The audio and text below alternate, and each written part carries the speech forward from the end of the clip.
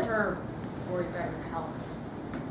Maybe you might get lung cancer or brain tumor or Ebola virus. Jennifer, you ever worry about stuff like that? Sure. All right, okay. Good, that's good. I actually, for my whole life, did not. I did not want to know.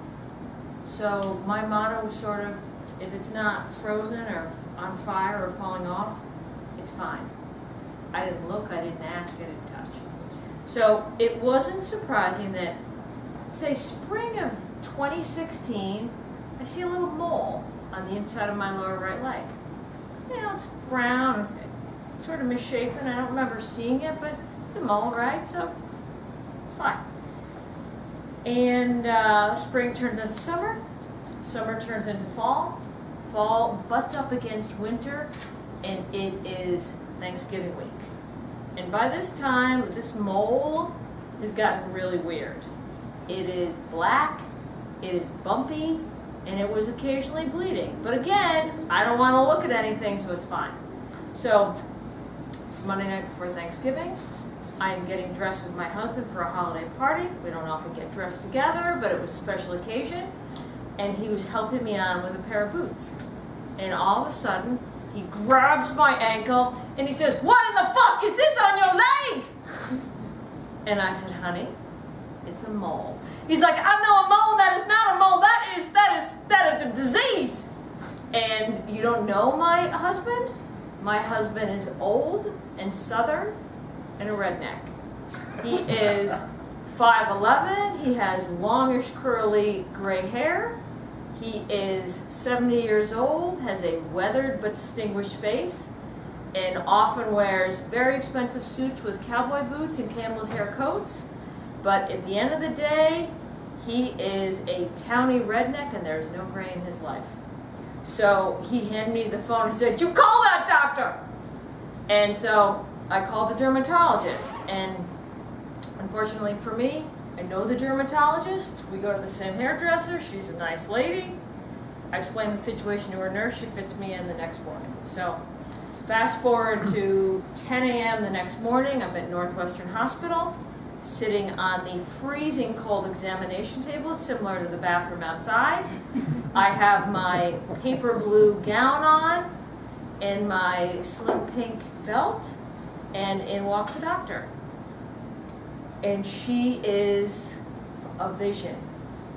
Picture, say, Uma Thurman with a Northwestern medical degree. She is 5'10", slim, cascading blonde hair, radiant skin, crystal blue eyes, and lovely.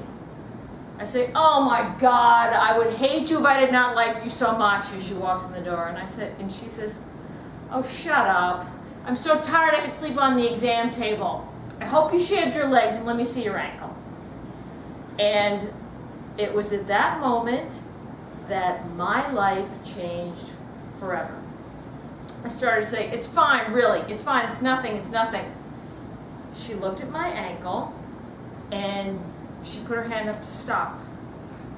So I stopped talking and she stared at my ankle for what seemed like 3 minutes, but it was probably about 20 seconds. She said nervously, how long have you had this? Has this changed shape over the past couple of months?" And I said, yeah, it's changed a lot, and I've had it for better part of a year. But I mean, it's fine, right? It's just a mole. Before I had a chance to hear a response, she grabbed a needle, she stuck it into my leg. She said, "I'm going to biopsy this right now, and we'll get the results soon." She pulled out a sample, and I said, it's a mole. Are you worried about a mole?" She said, I don't want to discuss this until we have the results, and I'll have something by Friday afternoon." And she left. And I was bewildered, and I thought I'll just get dressed and leave. So I got on with the week, and it was a busy week. I was in sales, and it was end of quarter and end of year, and I just got going with the week, and then I expected a call sometime in the next couple weeks.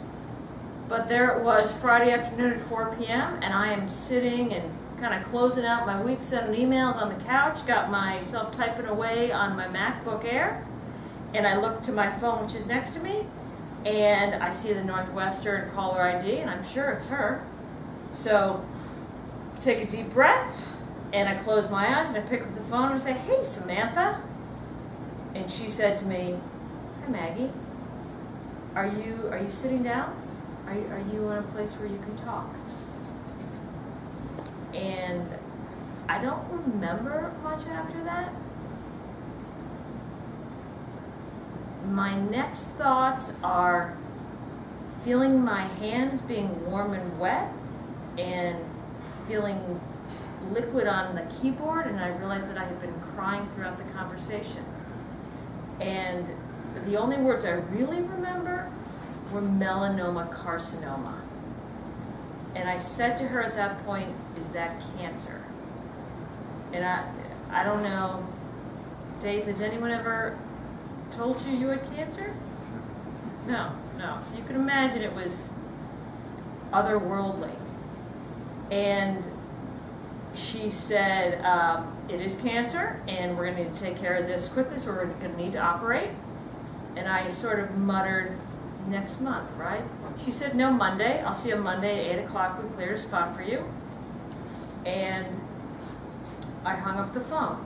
And as I sat there crying, I thought, I might as well research this disease that I have been avoiding for so long, melanoma, and everything was very straightforward. Everything's on one page, cancer.org, and the facts were laid out really squarely. 9,000 people will die of a melanoma this year, represents 1% of all cancers. It is rare, but it is the most deadly. And here's the most interesting part.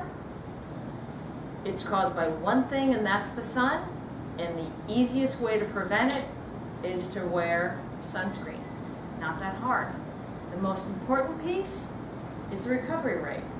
If you catch it early, if you don't do what I do and pretend like it was nothing, your recovery rate, your 5-year survival rate is 98%. If you ignore it after a certain period of time and it spreads to your lymph nodes or an organ, your long-term survival rate over 5 years is reduced to 9%. So as I'm reading this, the funny thing was there was a chant building in my head, louder and louder. I choose to live. I choose to live. I choose to live. And it was at that moment that I realized I'm not going to do this anymore. I'm not going to hide and pretend like everything is fine in my body when it's not. So I'm happy to report that it has been just over a year, and I have 2 gifts from this experience. One is a fairly unpleasant scar where they dug the cancer out last December, and they took the margins and they were clean. The other gift I have is of awareness.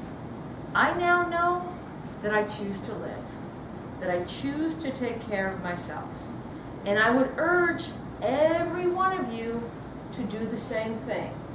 We don't know how long we're here on Earth, but trust me, as a survivor, when you're here, you want to be healthy. So what I would recommend for myself and for you, it's very simple to prevent skin cancer. Go to the doctor. Throw on a little SPF 15. Do not spend all day out in the sun. And you know what? If you see something strange on you, say something. Get it checked out. Choose to enjoy your life. Choose to live. Mr. Toastmaster?